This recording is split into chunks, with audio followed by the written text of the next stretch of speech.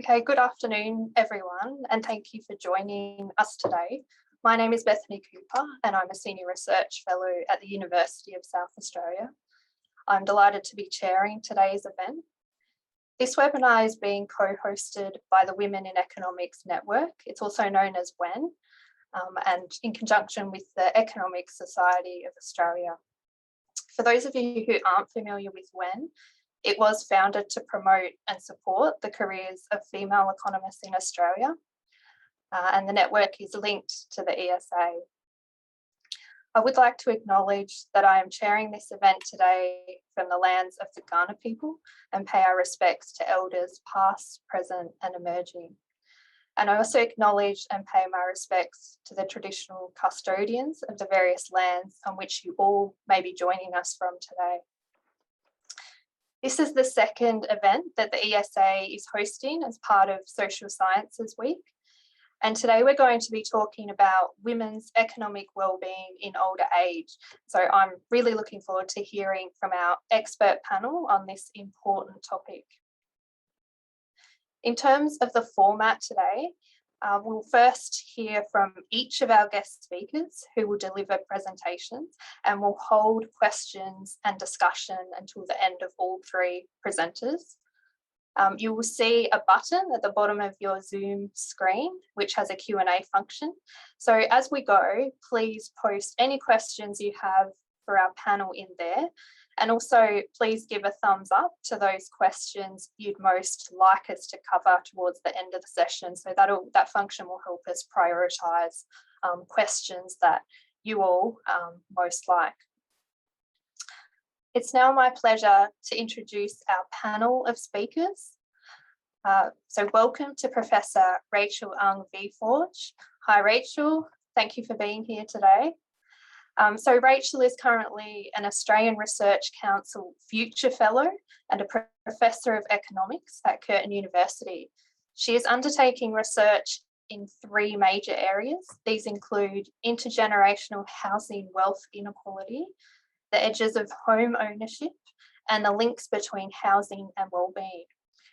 Rachel was the recipient of the Economic Society's Young Economist Award in 2018, and she is also an Australian representative on the steering committee for the Asia Pacific Network for Housing Research. We are also lucky to have Dr. Angela Jackson on our panel today. Hi, and welcome to Angela. Angela is a lead economist at Economics. She has expertise in distributional analysis, labour markets, disability, health, gender, housing and fiscal policy. Angela started her career at the Department of the Prime Minister and Cabinet and went on to become Deputy Chief of Staff to the Australian Minister for Finance and Deregulation during the global financial crisis. She is currently National Deputy Chair of the Women in Economics Network, board member at Gender Equity Victoria, and she regularly provides economic commentary to the media. So welcome, Angela. Our third panel member is Mark Henley. Hi, Mark. Thank you for being here today. Mark is president of the ESA in South Australia, and he currently works for Uniting Communities in South Australia. He has a long history in application of economic principles to public policy, with a particular interest in lower income and disadvantaged people. So I will now hand straight over to Mark. He's going to start off our panel by setting the scene for our discussion and providing some context on women's economic wellbeing in older age. So thank you, Mark. Thanks very much, Bethany. I'll just share screen here. Okay, so hopefully you can see the screen. Here we go, that's the button. I also wish to acknowledge that we meet in on the land of traditional owners. I'm in Kaurna country and recognise the leadership of Indigenous people through millennia, and certainly pay respects to past and present elders, but also emerging elders. I also want to note that some of the topics that we discussed today may be challenging for some of the people on this this link up, and please seek help if you need to. Lifeline's always available 24/7, 13 11 14. Put the 1-800 respect number there and the Beyond Blue number there. These are all great services and open to anybody that wants to chat about any of the issues that we may raise. In thinking about sort of the economic position of older women, where do you start? So one of the many places we could start is by saying, look, first of all, the place of women in society and our economy is not a new question, and particularly older women. And we're not going to be too specific about defining older women, but roughly over 50. One starting point is to say that in South Australia, in the post-1930s depression, there was very few services for frail and elderly people, and many relied on charity, particularly Christian charities, to survive. Interestingly, in 1935, the Methodist Conference in South Australia established a home for elderly ladies, specifically a place for older women to live in their later years. This was the Rest Haven service, which has gone on to become a significant aged care provider. But at the time, in many families, it was the youngest daughter's job to basically stay home and look after parents as they in their older age. Because when the parents died, the home was left to the eldest son. So there was, as the Methodist Conference noted, a significant number of single older women who had nowhere to go in later years. So the societal circumstances have changed, but perhaps some of the detail hasn't. 40 years later, in the 70s, we had the Henderson inquiry into poverty. And I won't rehash that at the moment. Suffice to say that they identified older people as a significant part of their concerns about poverty. And I would perhaps suggest that it was a societal view that older people should not be in poverty that was one of the key drivers of the Henderson Poverty Inquiry being established.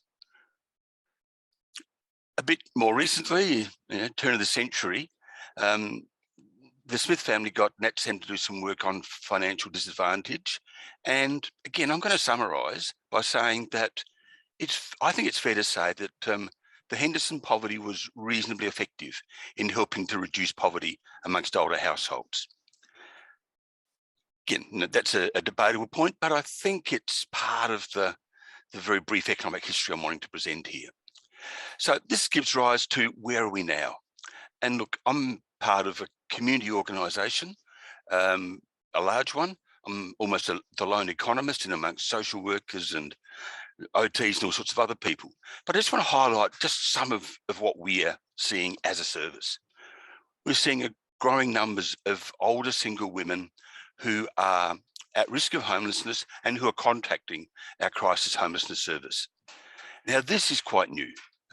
So homelessness is no longer just an older man or a single younger person or a sole parent issue.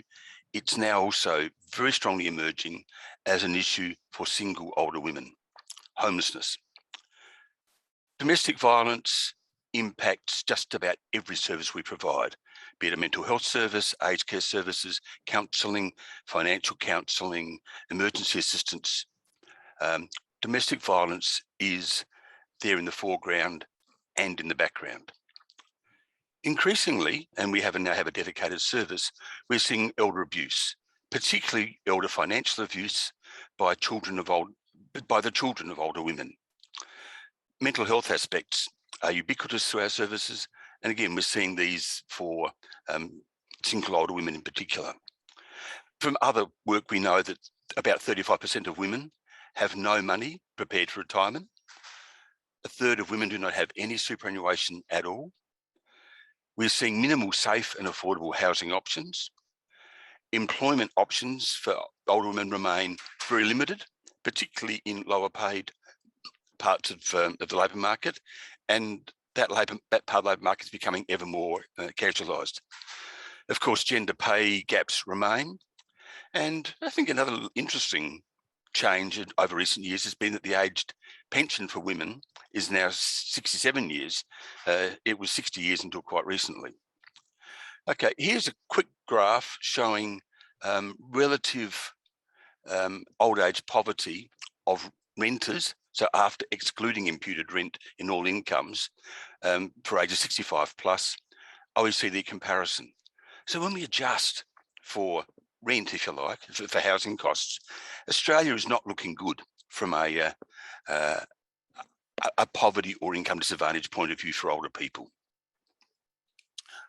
This is ABS data, and it just highlights that if we're looking at rental circumstances, both for couples and for single people, 55 to 64 and over 65, we're seeing that single people are much more heavily represented in rental tenure. This is some work our organisation's doing on loneliness, and we've surveyed the South Australian public, just South Australia, over the last couple of years, and we've found 3 distinct groups that are experiencing loneliness more often than any other group. That's the 18 to 24-year-olds, 75 plus, and 50 to 54-year-olds. We could speculate a lot about why those groups. That's for another time. But for now, we just note that loneliness, sometimes and often, is more common for older women than men in each of those age groups. Domestic violence, the burden of disease approach taken here by Australian Institute of Health and Welfare is again showing that the burden of disease is increasing for older age groups. And finally, I'll conclude by just showing age profiles of people, predominantly women, reporting to helplines for elder abuse. And again, we can see in the 3 states for which the data is readily available, it's that 55 plus age group where elder abuse really kicks in. Thanks there, Bethany. Back to you. Thank you, Mark, and thanks for providing that useful contextual background, although some of those statistics are quite confronting. So we'll hold questions for Mark until we hear from our other 2 presenters. So I'll now hand over to Rachel, who will be discussing housing security for single older women and where policy priorities should lie. Thank you, Rachel. Thanks, Bethany. I'll just share my screen now. Okay, so here we go. So thanks, Bethany, for the introduction, and Mark as well for that really useful context. So I'm going to follow on from what Mark has talked about by hopefully laying some groundwork for some thinking and discussion on where public policy priorities should lie when we start thinking about the concern of housing insecurity amongst single older women. I'm going to start by presenting some charts and tables that compare the housing circumstances of single women versus single men, focusing on older age groups, of course. And my objective is not to further emphasize points that I think we know very well about, that single women tend to have less wealth than men, and they have lower levels of super and are more at risk of poverty in older age. I think some of those points Mark has done a very good job of presenting on. What I'm hoping to do is to be able to draw out some nuances in gender differences in housing security that can inform a discussion about where should we look when we start, where should we start when we want to address this rather mammoth challenge of improving older women's housing security. I'm actually going to start by looking at homeowners and then go on to look at those who are at risk of homelessness and renters as well, because I think the problem is most acute at homeless end, but it's a system-wide issue, and it's actually happening across the spectrum of the housing market. So we really should take a kind of an overview approach across the whole of the housing market when we look at this issue of housing security for single older women. Oops, okay. So let's start by just looking at homeownership rates of older single people The red bars represent women and the gray bars represent men. I've just taken, one of the most recent years of data that I have. And it's what we can see, it's really not the case that single older women are less likely to be homeowners than single older men. We know they have lower levels of wealth and lower, financial capacity than men. But when you start looking at homeownership rates, you'll see that the homeownership rates among single older women are actually higher than men amongst those who are divorced. Amongst the widows and those who are single and never married, the gender differences are very small. Amongst those who are separated, women have lower rates than men. But of course, the fact that women have higher homeownership rates than men when they're divorced is actually not necessarily a good thing. There are actually some complexities that I think we need to delve into, and I hope to illustrate that problem in the next couple of charts that I have. The first issue that I'd like to highlight is the area of mortgage debt and how that relates to the mental health of older people. And especially single older women. So what I've got up there is a chart that when you go from left to right, you're looking at older mortgagors who are more and more likely to be in mortgage stress. So what I've done is break the mortgagor data up into 5 mortgage payment to income quintile. It gives a kind of measure of mortgage stress. And if you're in the highest quintile, then your mortgage payment is very high relative to your income. The thing is that when you compare the red with the gray bars, it's very obvious that regardless of which mortgage payment to income quintile you're in, that older female mortgagors have lower mental health scores than older male mortgagors. So women who own a mortgage tend to have lower levels of mental health than their male counterparts. If you start looking at, some of my colleagues and I, we did some modeling where we tried to model the impact of mortgage stress on the mental health of older mortgagors, and we looked at men and women separately. I don't really want to go into the technical details here, but what I'll say is that we did look at 2 potential measures of mental well-being. One is a mental health score where you go from 0 to 100. And if you have a score of 0, then your mental health is the poorest. And at 100, you have the best mental health.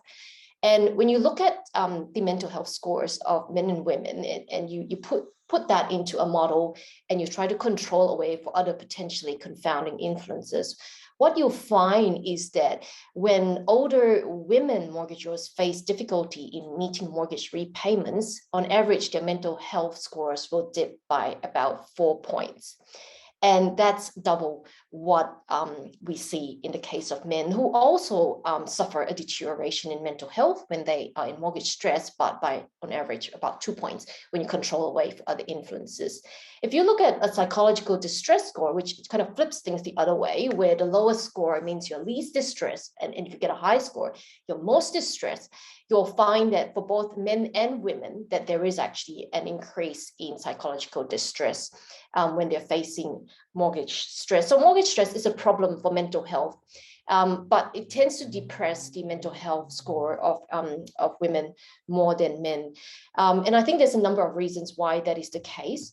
One of the reasons that I'd like to bring up in my next slide is that when you compare the asset portfolios of women and men, you'll actually see that the primary home, which is represented by the blue pie, the blue segment of the chart, the primary home is much more important for single older women than single older men. And at the same time, if you look at the gray or the silver colored segments, superannuation makes up a smaller component of the asset portfolios of single older women than single older men. Now, that's a fact that is well known, that women have lower levels of superannuation than men. And as a result, what is actually happening is that the primary home is more important for the asset portfolios of single women than single men. And that's largely because women have much less of other types of assets, like business, the superannuation, financial instruments. Now, it kind of exposes older women to a lot more risk when you look at the fact that single older women's asset portfolios are less diversified, home is much more important.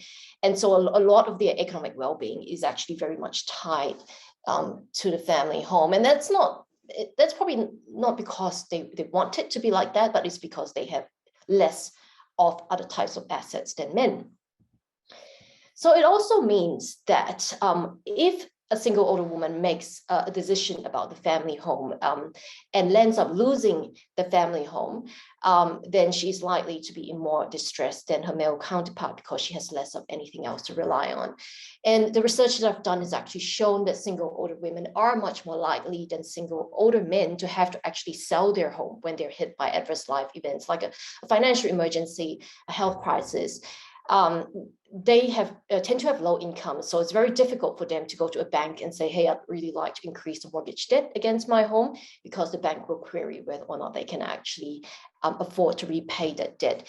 Men tend to be, on average, in more economically sound positions. So they are actually much better positioned to release equity from the house when they need to by actually increasing their mortgage debt. And what happens, of course, is that means that they don't actually have to sell the house. They can actually stay.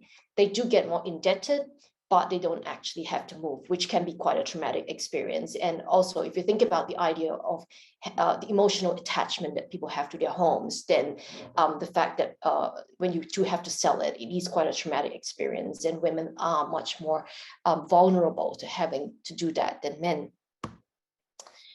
So I'd just like to further illustrate the issue of loss of the family home. If you just look at this table that I have on single women by different age groups, what I'm trying to show here is a share of renters who were ex-homeowners. Let's just go right down to the bottom row where you look at single women who are age 55 and over.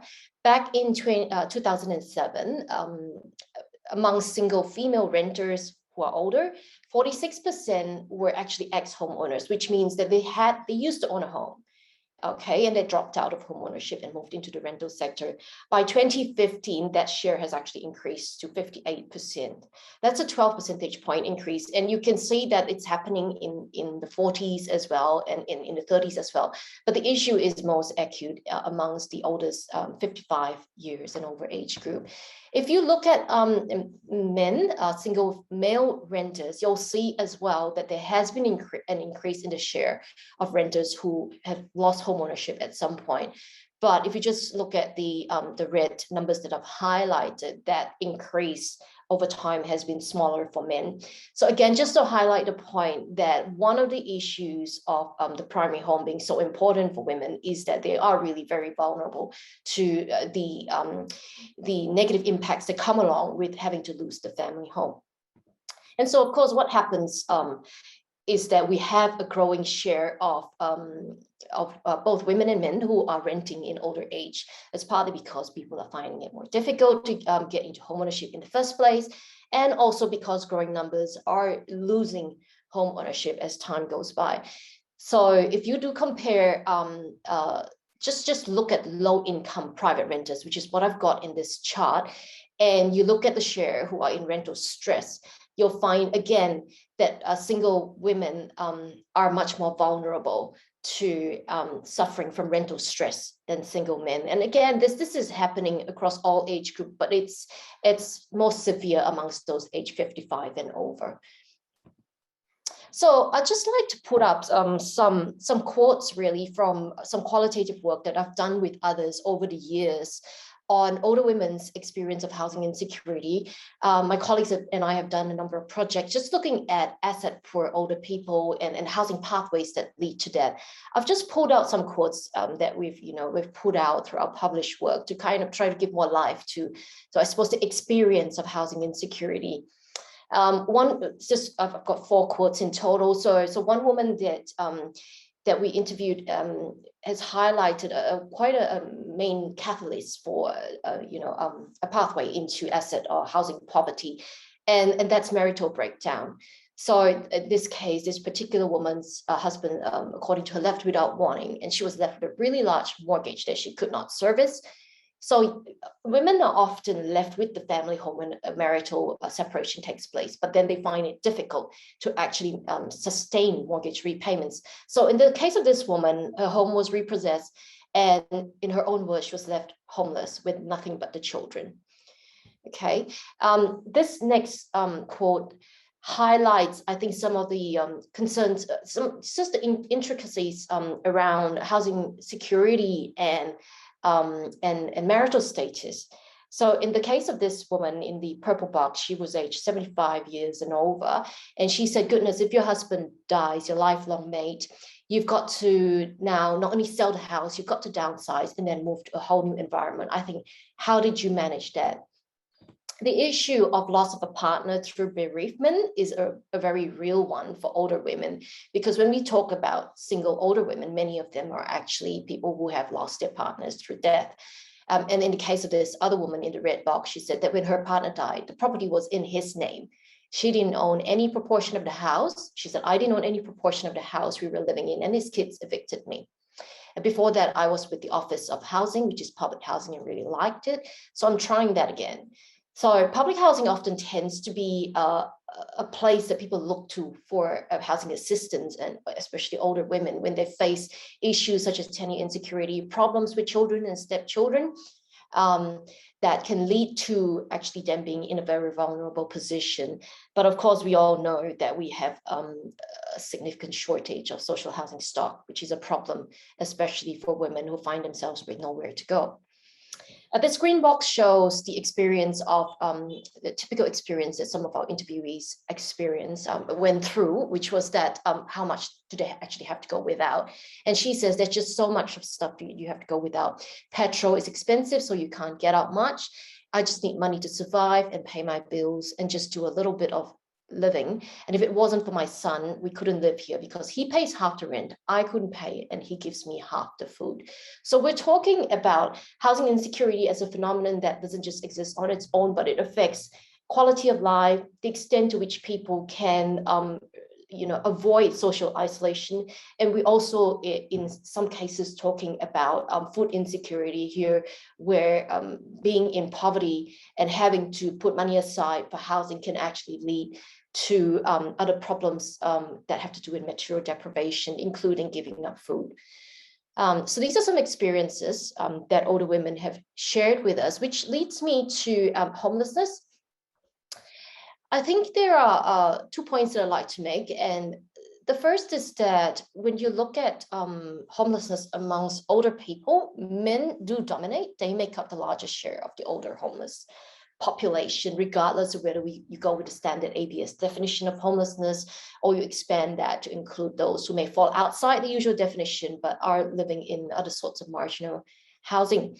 The issue there for women, as I see it, is that when we compare the two most recent census that we have, the number of women who are older and homeless has been increasing at a faster rate than men. So it is the fact that both men and women need policy attention when it comes to homelessness among the elderly, but we've got a faster rate of increase in homelessness amongst older women, which I think we need to take into account. Some more issues around homelessness, especially when we think about homelessness for older women. I think there are concerns around the what I think others, and what I'm calling and what others have called homelessness as being rather more invisible for women than for men. You're much less likely, perhaps because of safety concerns, to see homeless women out on the streets. They're much less visible to the public eye. So the question I have then is, are we actually counting homeless numbers, especially of women, correctly? What are we doing about what we can't see? I think that's something that we really need to think about. And that we need to think about the appropriateness of housing models for women who are experiencing homelessness, especially as it regards to safety and isolation, issues around isolation. I mentioned about social housing before. I still think, and I know that many others do as well, that we do need to increase the social housing stock, because there are some others who are just cannot afford to compete in the private rental sector. And the need for a national homelessness strategy as well. And I think it's a very urgent one. if you start going backwards and looking at renters, there are issues around material hardship and whether or not the main form of rent assistance that we offer renters are actually targeted enough and whether they're actually adequate. Research has shown that Commonwealth Rent Assistance, or CRA, is not targeted enough, and this has significant impact on single women.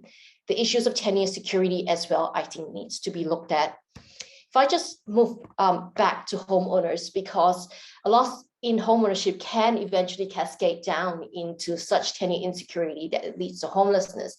I think there's some thinking that needs to be done around policies to prevent loss of home ownership amongst vulnerable women. Some countries have some of those schemes, but we don't actually have them in Australia, and whether or not the age pension is still adequate as we see growing numbers in mortgage and rental stress in retirement. I'm going to leave it at that because I think my time has well and truly run out, and hand back to Bethany. Thank you, Rachel. Thanks for such an excellent presentation and for those important insights into housing security for older women. We'll now hand over to our final presenter, Angela, who will address the question of why so unequal.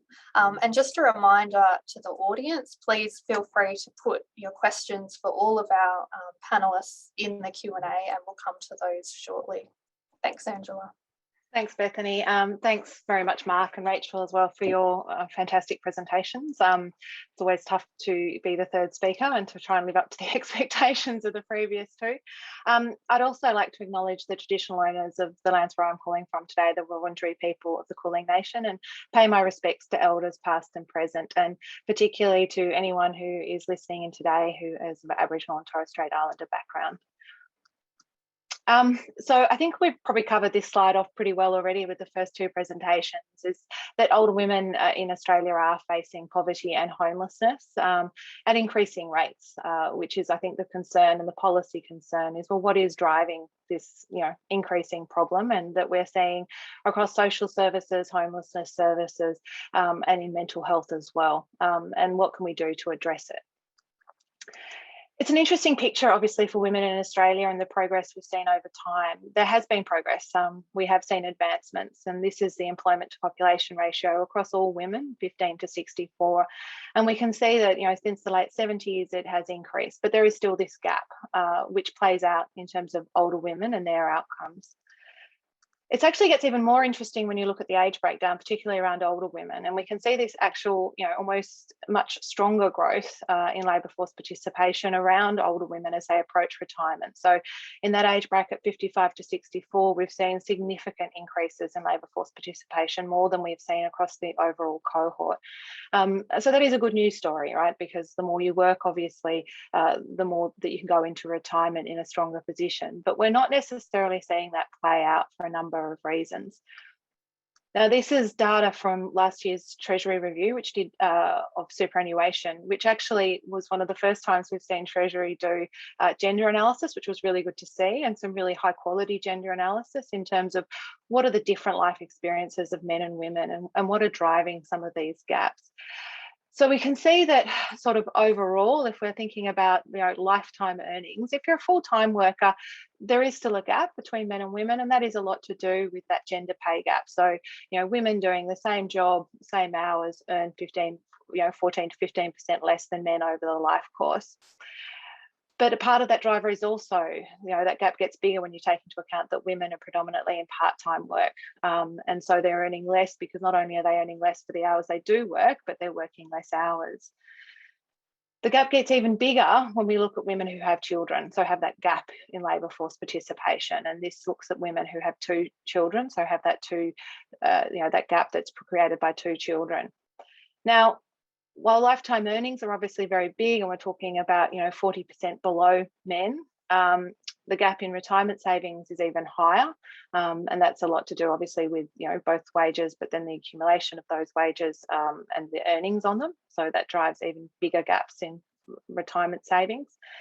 But there is a lot of equity created by our aged care pension system, and I think we need to acknowledge that and the importance of that in addressing poverty in older age amongst women and men in Australia. And so that does equalise things somewhat, but we still see, particularly women who've had children, are are relying on around 15% less income every year than men as the base group. So there is that significant gap.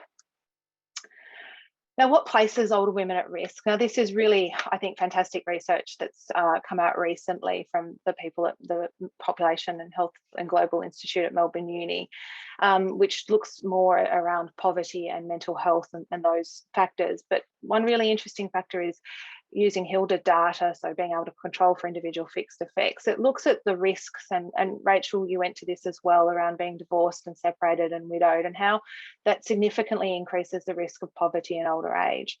Now, this has a confounding impact, of course, because women are more likely to be separated than divorced than men. It's only slight, 12% versus 9%. But much more likely to be widowed, 35% versus 10%. And this is possibly an indication women's longevity is also coming into play here. And so when those life events happen, this is when women are particularly coming into struggle. So if you're in a couple effectively in old age, your risk of poverty is much lower.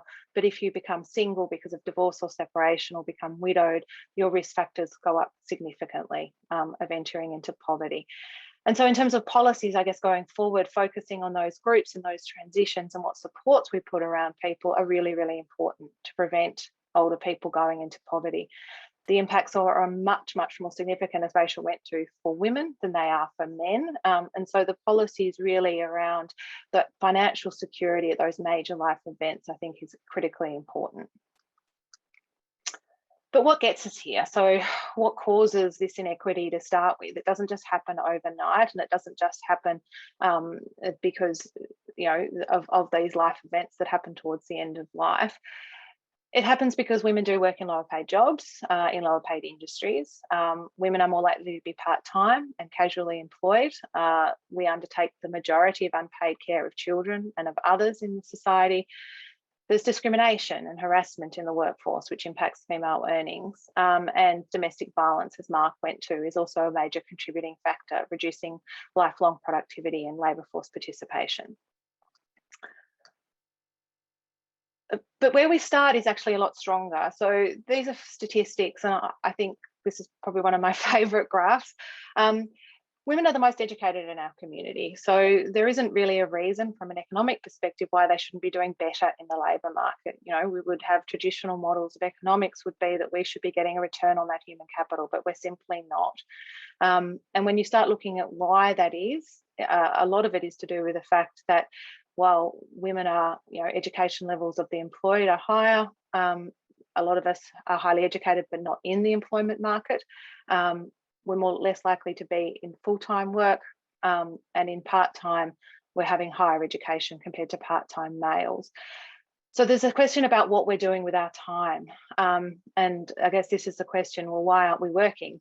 And I think a lot of some of the critiques in terms of, you know, gender equity is, oh, well, it's women's choice that they're not working, or they're not working as much, so maybe they deserve to be poorer, if you like. If you're not going to do the paid work, you know, should you get the money? Of course, we are working. We're just not working in paid work.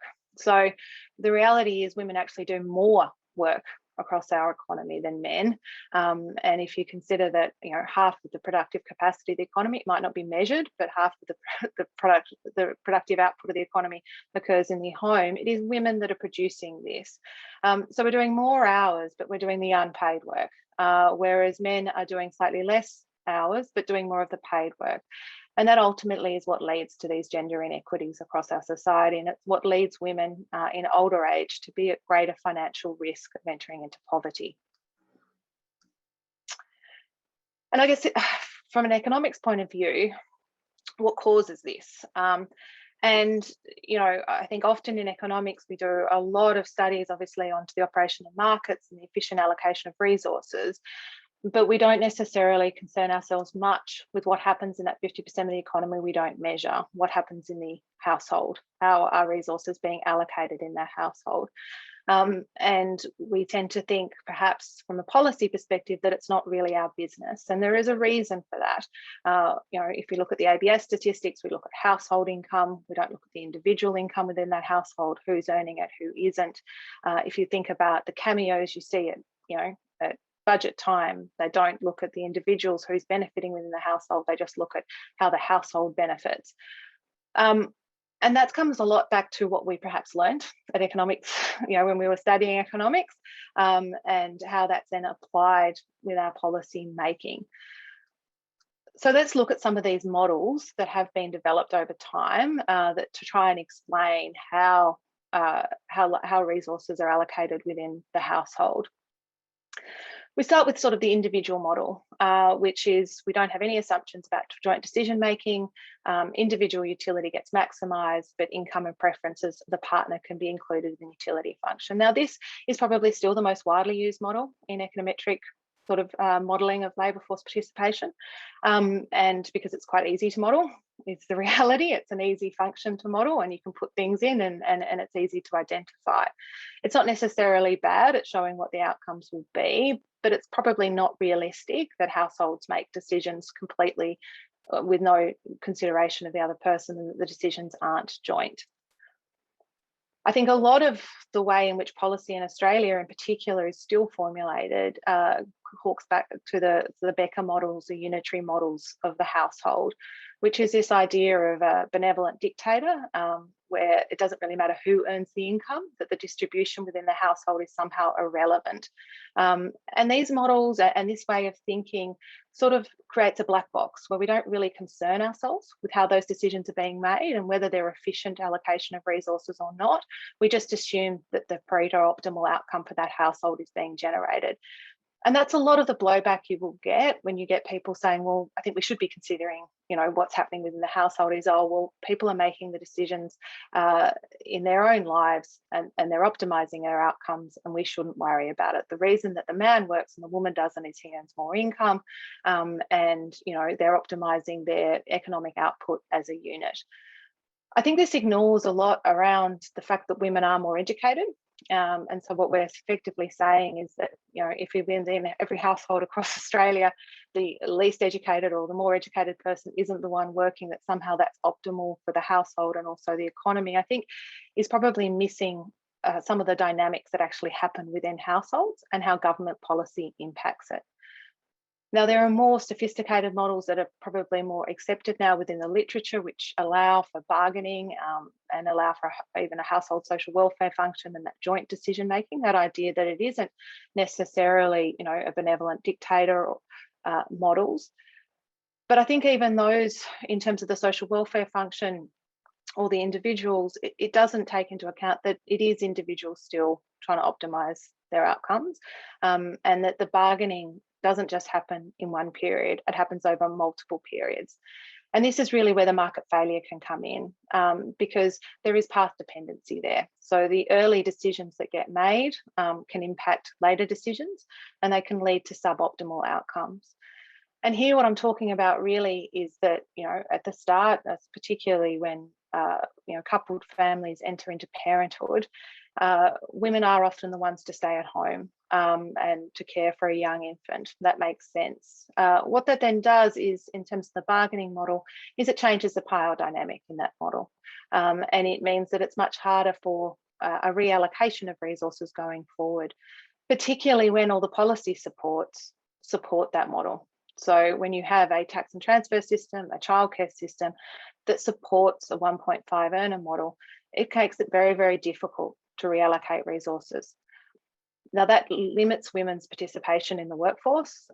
It effectively blocks them into that caring role going forward, and it leads to these long-term economic gaps that emerge. Now, that's not to discount the other reasons, discrimination, pay gap, but really the biggest gap is around this allocation.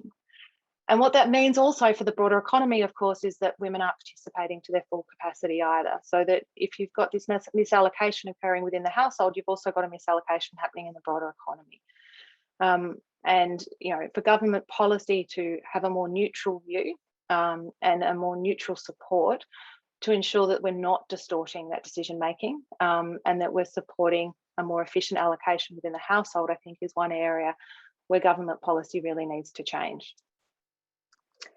So how do we do that?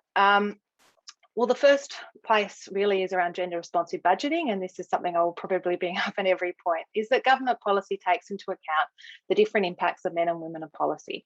And it takes into account, who is benefiting within the household. So we no longer just see the household as, a single unit, and as long as the household overall is doing well, then everything is fine. We actually look at who is doing well within the household and how our government policies are impacting those decisions within the household. And we therefore embed in public policy and public understanding more robust models of household decision making, that we don't just assume the Becker model, which Becker himself hardly used, to be honest with you, but we don't just embed that that we move past that we understand that this is a dynamic, this is a bargaining, and that the allocation of resources within the household is very, very important, not just to the outcomes of women in those households, but to the broader economy. In terms of the longer term, in terms of addressing the inequality, it's things around supporting equal pay cases, increasing male employment in female-dominated industries is incredibly important. Having a dashboard of gender disaggregated workforce metrics so that we can actually measure how we're doing. Equalised paid parental leave with the use of lose it or use it provisions that have been used successfully overseas, and the provision of universal childcare. For today, in terms of addressing the actual issues at play, because obviously we are where we are, and we can't necessarily undo, the lifetime of inequality that older women today have experienced.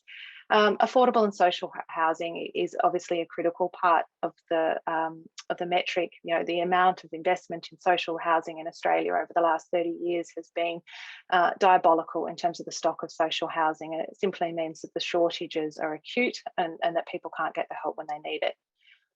We need greater awareness of elder abuse and the protections for older people. We had a great women's security summit this week, which really highlighted some of these issues as well. But we need to have a much better understanding of it, about how it manifests and how we can stop it. Because at the moment, I think it is an area where there is simply not enough focus. Increasing the rate of job seeker.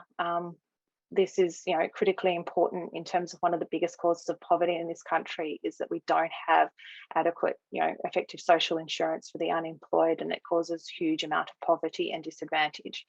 And specific employment programs for older women to engage in the workforce, that's seeing them as a specific cohort. And again, it's having a gender lens, it's understanding that different groups do need different approaches, and implementing those in a systematic way. Thank you very much, and I'll stop my slideshow now and we can go to questions. Thanks. Thanks very much, Angela, and thanks for those great insights into inequality. Thanks again to each of our panelists for their excellent presentations. We have some time now for questions. So we have been trying to pick up on some of the themes in the chat, so lots of questions coming through. So I might start off with noting that there is a theme in the chat about older people carrying mortgages post-working life and whether this pattern is sustainable. So does anyone on the panel have a view about this? Well, I can make a few comments on that, Bethany. I think, yes, we are seeing more and more older people carry a mortgage debt into retirement. I think some people argue, and I think for valid reasons, that because people are living longer, therefore they expect to work longer, and then why then do they not, carry, it isn't such a big concern if people carry a mortgage debt into retirement. I think we need to look at a few other points to counter that, because yes, people tend to be working longer these days, but there are some issues about bearing a mortgage debt burden in old age, regardless of whether you're working or not. And one is that you are actually exposing yourself to greater repayment risk, interest rate risk, house price risk, all the financial risks that are attached to the home at a point in your life when you could potentially be more vulnerable to, say, health issues, and also employment loss as well. And we know from aging literature that older workers, once they lose employment, it's harder for them to rebound and get back in, because employers tend to still prefer younger workers. So I think there are lots of risks that are at play about in relation to bearing a mortgage debt in older age. So I would say that I'd caution this idea that perhaps it's more sustainable. I don't think so. And then there's also the risk that people then start tapping into their superannuation to draw that down to pay off their mortgage debt in older age, which of course may seem a perfectly rational thing to do. But that isn't actually the objective, I think, of the superannuation system. Thanks, Rachel. Angela, did you have any comments to add to that? Yeah, look, I think it's interesting because I think, this issue around housing affordability more broadly, I think it's a bit of a micro versus macro argument, I think, because I think, macro economists, like rising house prices, rising wealth, this is great for the economy.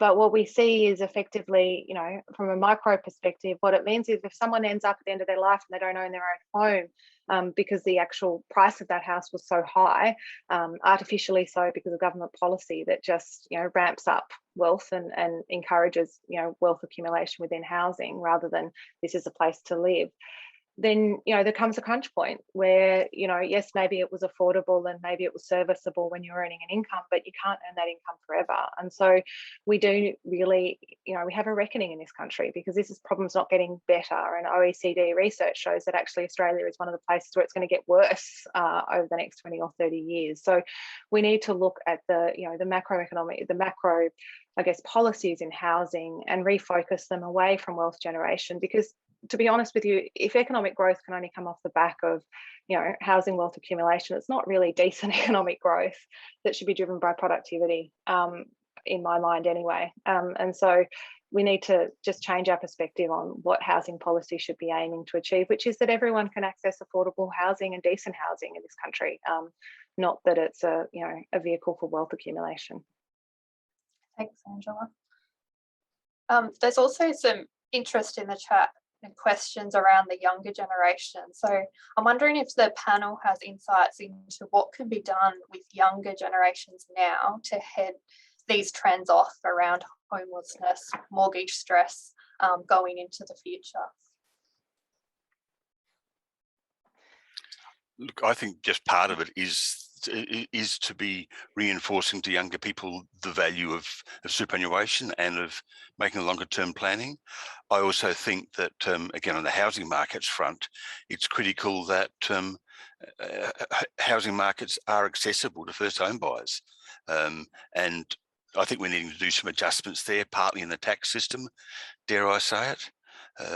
But for me, they're the two key points that we could be doing at the moment. Thanks, Mark. Rachel, did you have any? Oh, sorry, Angela. I was just going to say, I think also just coming out of the pandemic, particularly around young women and young women without, further qualifications, were by far the biggest group hit, by unemployment during the pandemic. And I think at risk long term, the poorer mental health and lower earnings, that we really need policies coming out of this, again, a gender lens and a focus on youth unemployment programs that benefit those young women and get their skills levels up and invest in their post-school qualifications, because we often see apprenticeship programs, but they predominantly benefit young men, and that is also an area that needs to be focused. But we also need policies that focus particularly on young women, and particularly on young women without post-school qualifications. Yeah, and I'll just very quickly say that I agree that I think Mark talked about tax. I think there is a need for some painful but much needed reform in the policy settings. If we're looking, when we look at the younger generation, I mean, housing affordability pressures, precarious labor market outcomes, ongoing issues around economic and housing insecurity, particularly for women. We're not going to, these are all huge problems, and I don't think we're going to solve that by tweaking policies around the edges. I think, major issues like, addressing the very preferential tax treatment of the family home, for instance, could do much to changing mindsets around what the home is actually for. People look at it as an investment these days, rather than just as a place to live, as I think Angela alluded to. And some major reforms in that area can actually help to ease affordability pressures, which I think would go a long way towards benefiting the young generation. And in particular, when we look at lower income people and say women, who are exposed to tenure insecurity in the rental sector. Thanks, Rachel. And just picking up on some of Mark's comments, I'm wondering if the panel can comment on the federal government's recent approach to encourage younger people to draw on their superannuation early. Well, again, that's not the objective of the superannuation system, as far as I'm concerned. I think it will entrench in inequality between men and women when it comes to economic security, because as it is, women on average have lower levels of superannuation than men. So if you're asking them, men and women to dip into their superannuation pot earlier in the life course, I think you're just going to see a widening gap in the superannuation savings between across the two groups. Yeah, look, I think we're needing some old-fashioned government support of increasing supply of decent, affordable housing. It's almost that simple. I mean, we've had some really good experiences in the last century of government-supported public housing, and public housing, worker housing, not welfare housing, that's been really effective over decades in supporting the supply of decent, affordable housing. And we've got a supply problem at the moment. Thanks, Mark. So we've just got a few minutes left. So I might just give each speaker a chance to wrap up and perhaps just highlight their two take-home messages or two top solutions in relation to the issues we've discussed today, because there's a lot of interest in the chat about what are the solutions. So we might go to Angela first. Yeah, look, I think Rachel alluded to this. It's a long journey. So, we've come a long way, women, in terms of equity, getting the right to vote, for example, becoming members of parliament, being able to work when we got married in the public sector. There's a lot of sort of inequalities and entrenched discrimination that's been removed. But going forward, gender responsive budgeting to me is the gold standard. And if we are serious about equity between men and women, then we need to start looking at all policies and their differential impact on men and women and those structural factors at play. There are benefits in terms of just saying, as 51% of the population, we deserve equity, but there's also huge economic benefits from, fully utilising the productive capacity of women. We're highly educated, we are just as capable, but at the moment, it's an underutilised section of our economy. So for me, it's gender responsive budgeting, and that's probably the broken record I'll have to keep saying for a couple of more years, I guess. Thanks, Angela. Rachel? Yeah, I'll take this from a housing perspective then. I think we need to look at how to address the imbalance in the way that we treat owners and renters. And I think if we have policies in place that look to improve tenure security amongst renters, like increasing the stock of social housing and looking at just issues around tenure insecurity, that would go a long way towards, I think, improving housing outcomes for single older women. We also know that even right now, that if you look ahead, and project forward, that the public housing population will be overrepresented by single elderly females. So there's going to be that huge need. There is already a huge need, and that need for public housing is not going to go away anytime soon or ever. So I think we really need to just look at dealing with that issue head on by improving the stock of social housing. Great, thanks, Rachel. And Mark, just any last final? Look, a couple of quick comments. I mean, the reality is that part of the change that's needed is for privileged older white males to basically accept that they've been privileged older white males and they need to actually give up a little bit, and the sky's not going to fall in. Now, that requires leadership from corporations, requires leadership from government, requires leadership from men, and that's got to be part of the story. The other thing, sort of as somebody who works in a community service organisation, the drag on society and on our economy of domestic violence just has to end. And the National Women's Safety Summit this week is hopefully the spur that's going to actually have some greater action on that front. Thanks very much, Mark. And unfortunately, we have run out of time, so we will need to bring discussion to a close. So firstly, a very big thank you to our guest panelists. So thank you, Rachel, Angela and Mark. You have each shared brilliant presentations and provided some really useful insights during the discussion as well.